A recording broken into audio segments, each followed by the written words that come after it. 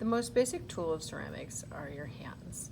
So it's really important to learn how to manipulate clay with just your fingers. To begin doing that, make a pinch pot. Great little pots that you can make. They're awesome little trinket pots. Put earrings in them. You can put coins in them. I use them even as like the little small sauce bowls. Gosh, we use them for all kinds of things around the house, and they're really fun to have. So start with a basic pinch pot to get a handle on how your clay works, and working to getting your hands used to doing certain motions. So it's a great hand strengthener as well. What I'm doing is I'm rolling it into the most perfect ball I can.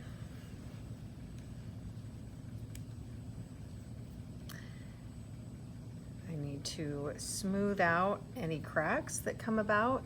If you need to add water, add water, so that it's nice and smooth.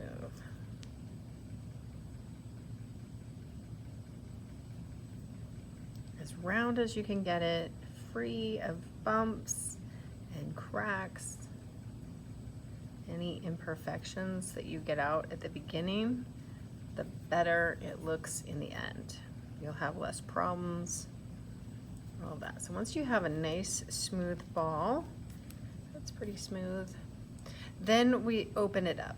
Okay, so we're gonna make it a vessel. It's gonna be a bowl.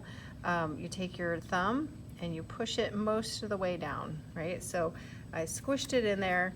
I'm working it in my hand. Notice I'm not working it on the table. I'm working it in my hand because I want it to be round. Really depends on what you're making. So if you're making a trinket bowl versus a cup, or if you're turning it into a creature or a lamp, lantern, whatever that is, you want to think about the shape that you're going to make it. So what I've been doing is I'm pushing with my thumb into my hand. Okay, so pushing with my thumb into my hand, and I'm rotating it in my other hand as I go. Now, if I start to get cracks, I'm going to smooth them. Smooth and fix the rim. Smooth and fix the rim. I can't emphasize that enough, that you need to smooth and fix your rim.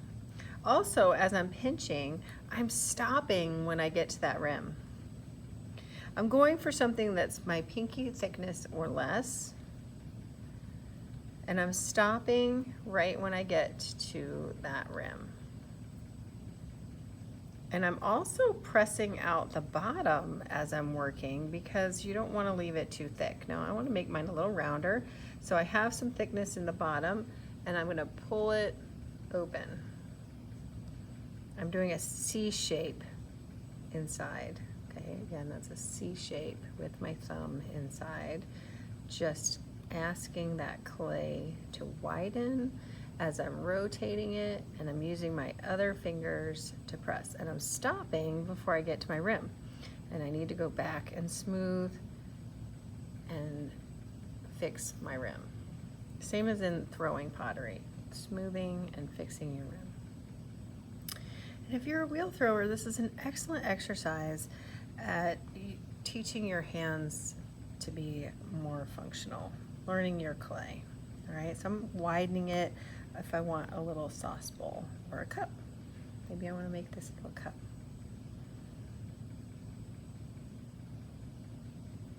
Okay, you can also go tap it, compress on the canvas, and then you can see where you've got some thickness problems and fix those.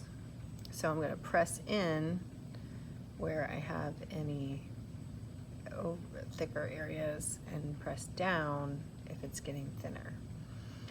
If your rim is opening up too wide, you're pulling out as you're working. So kind of, I keep pulling it in. I'm a thrower, a wheel thrower, and that's a technique that you use to get bigger pots, right? So it goes across the board. So I'm pushing out some of the thicker areas, evening it out, and then once I have a nice pinch pot, I'm going to go back and work on my craftsmanship. So there I saw some cracks. I don't want those cracks. I have some finger lines and bumps from pinching. I don't want those. I'm gonna go smooth it out so that it's mostly intentional lines and marks. And then I'm gonna smooth.